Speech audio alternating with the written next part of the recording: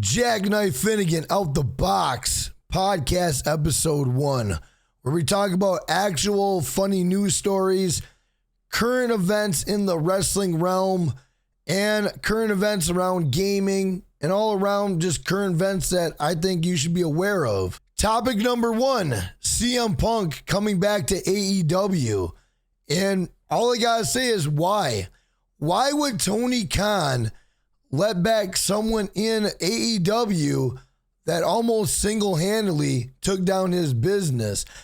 I mean, I think he's a prima donna. I know a lot of people call CM Punk the GOAT.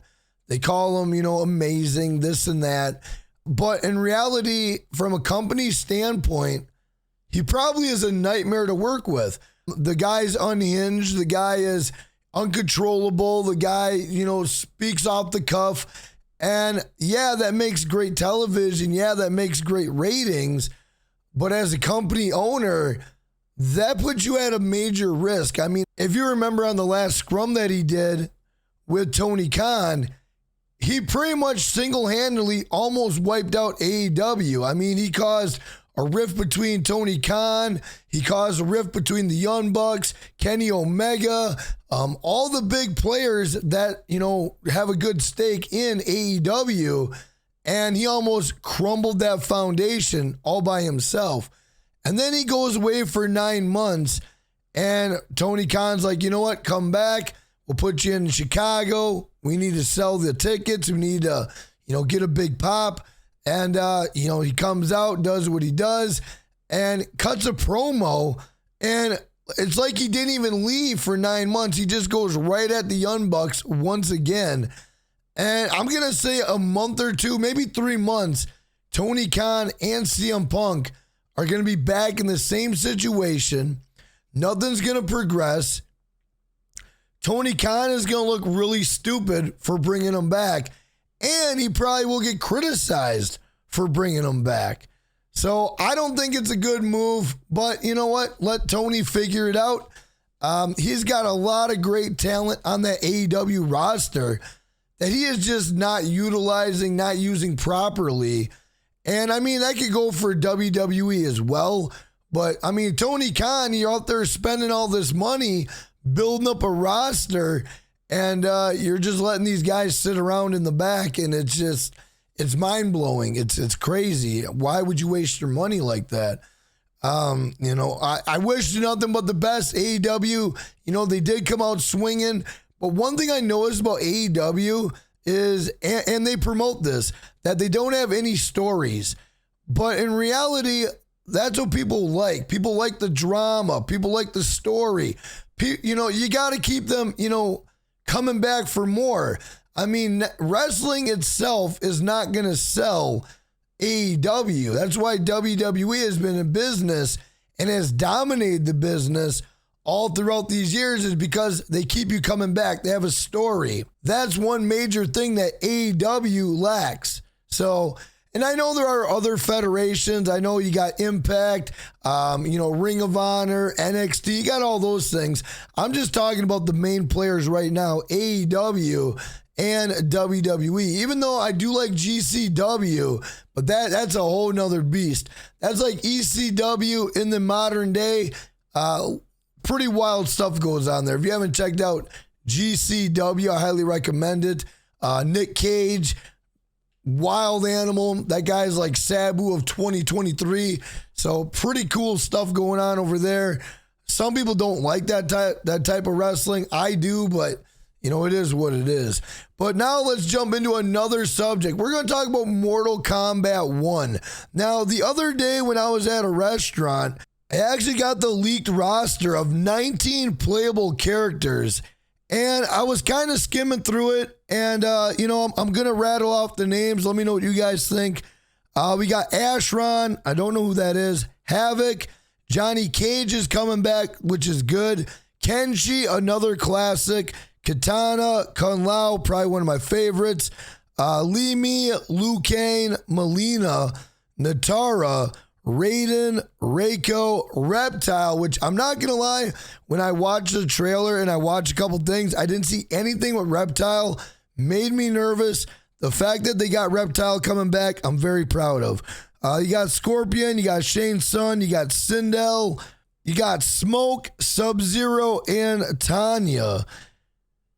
And they're also going to be bringing in Cyrax, Sector, Jade, and Nightwolf, but those will be in DLC content.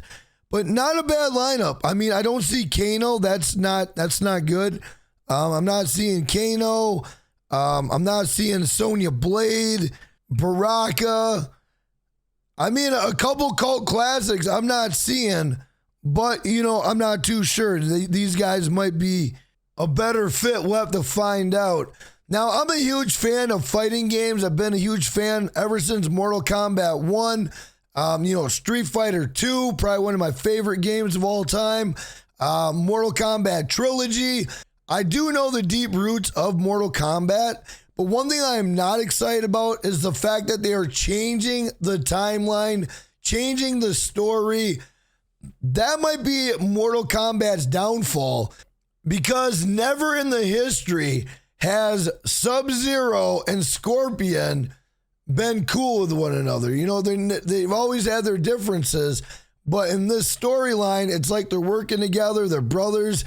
It's kind of a weird vibe. I am definitely going to be checking it out. I will be streaming it and, letting you know my opinions on it. I do like that we are getting some DLC. We're going to get Homelander, Omni-Man, Peacemaker, Ermac. One of my favorite ninjas in the Mortal Kombat series, I gotta say, is Rain. I thought Rain was really awesome. Big fan of Rain.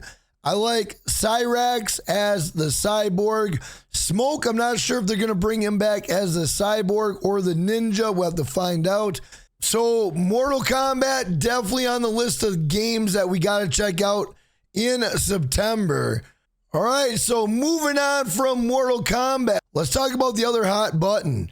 XQC getting signed to Kick $100 million. I can't even fathom that.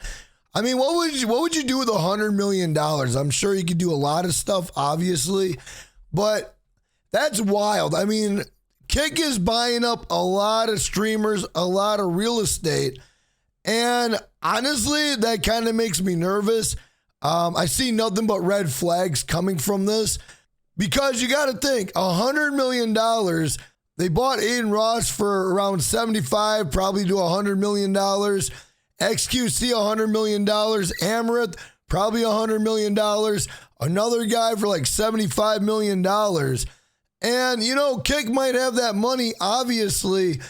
But when you start spending money like that and you have no ad revenue coming in, the creators get 95% of the sub revenue that they are getting, and it's not really showing where Kick is making money. Well, that's not good, because you are going to get a couple people's attention, and the people you don't want to have attention are the federales. You don't want the federales. You don't want IRS. You don't want any of those people knocking at your door. And I could definitely see these people coming in, checking out Kick, like, hey, look, you're throwing out all this money, but what's going on? And I know Kick, I think, is an offshore company, but trust me, where there's a will, there's a way. And honestly, if you guys remember Mixer came in, they bought Ninja. That was their highest paid talent. And everyone's like, oh man, this is amazing. 2 years go by, Mixer shuts down. And that's kind of what I'm thinking about Kick. I don't want to think that, because I think Kick could be a really good platform. And it's doing pretty decent. It's kind of buggy, but it's doing decent. And I think what's going to happen is they're going in, they're spending all this money. They're not getting a return fast enough. And like a bottle rocket, they're going to shoot all the way up, but they're going to explode. And when they explode, that's when shit is really going to hit the fan. I don't know, man. I don't like 2 years from now, maybe we'll be singing a new tune. Maybe it'll be all about Kick. Twitch might be an afterthought. YouTube might be a forerunner. Who knows? The streaming space is very weird. It's very odd. It's a weird business, because people come, people go, companies come, companies go. Everything is always changing in this space. So it makes me nervous. It makes me nervous seeing all these deals going out, knowing that, you could have the federales banging on your door, IRS banging at your door. I don't know. It's going to be an interesting ride, in the next 2 years to see how Kick, goes about doing this. Are they going to get ad revenue? Are they going to start serving ads? Are they going to change a couple things? Is it going to be 95%? Now it gets knocked down to 70%. I mean, who knows? Because if I remember correctly, when Twitch came on the scene, they had mainly all these perks. They had all these perks, maybe a couple things a little bit different, but they had all these perks. And then as time progressed, they had to take a little bit more, take a little bit more, take a little bit more, to the point where they almost took everything that the streamer was making, and then the whole community had to step in and be like, hey, what the hell are you doing? And then they're like, oh, my bad. Yeah, we were just joking. We were joking. But could you imagine if all those streamers would not have said anything, if they would have just allowed that to happen? They would be taking all their money. Like, it would be insane. So shout out to the streamers for fighting for their rights and fighting for their money. Because honestly, the company don't give a shit about you. You're just there to line their pockets, and you're there to do what you got to do. So kudos to the streamers on Twitch and on YouTube for standing up for themselves and fighting the good fight. I can always appreciate that. These are actual news stories that are pretty wild, and I thought I'd share these with you. A visitor at Wonderland Amusement Park in Toronto, Ontario, was filled with more than wonder as he rode the Leviathan roller coaster. On May 16th, the Toronto Sun reported, this dude's name is Hubert. Okay. I mean, if your name is Hubert, it is what it is, but Hubert of Toronto said as his roller coaster car neared the top of one of the ride's loops, it collided with a bird, possibly a pigeon. I looked down and I saw blood on my hands and face. There was a feather on my hand and feathers on the girl next to me on her shirt. It seemed like the roller coaster hit the bird and then it sort of exploded on us. Bro, could you imagine? You're on this ride, you're getting ready to go on the loop, and boom, you got a bird in your face. Blood and guts everywhere. You don't know what the hell is going on. You're going through a loop. You're trying to get the blood off. You're paying attention. I mean, bro, could you imagine how messed up this dude was? I mean, you're talking about, you ride a motorcycle. You might get a bug in the mouth. You might get something. But a full-on bird exploding in your face, that's next level. I'm not going to lie. All right, so this is one that I thought was kind of funny. You got two Louisville, Kentucky roommates. They got into a heated dispute at their home on May 20th over an unlikely subject. Hot Pockets. When is the last time you have had a Hot Pocket? I haven't had a Hot Pocket since I was a teenager. I hate Hot Pockets, bro, because when you cook them, you either get one or two things. You bite into it, it's so damn hot, you get third-degree burns, or you bite into it and it's cold as hell. You can never bake the perfect Hot Pocket. But anyway, these people are 64 years old, was charged with second-degree assault after he allegedly shot the victim. Williams got mad. He ate the last Hot Pocket and began throwing tiles at him. And then when the victim moved to leave the home, he got a firearm and shot the man in the posterior. He's in custody. Could you imagine?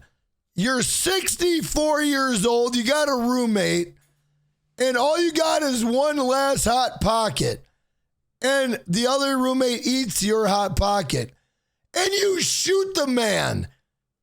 Is that a Kentucky thing? Like, I've been to Kentucky, and I've never had anyone, like, weird in Kentucky. They're normal people. But could you imagine 64 years old and you shot your roommate over a Hot Pocket. I couldn't even imagine that, bro. Couldn't even fathom it. That is bananas, bro. That's when you know times are tough, bro. And those are a couple wild stories that I thought I would share with you guys that are actual news stories. I'm Jackknife Finnegan. This has been Jackknife Finnegan Out the Box, episode 1. Thank you for listening. If you guys enjoyed this podcast, make sure to subscribe, like, and definitely drop a comment. And with that being said, I hope you have an amazing day.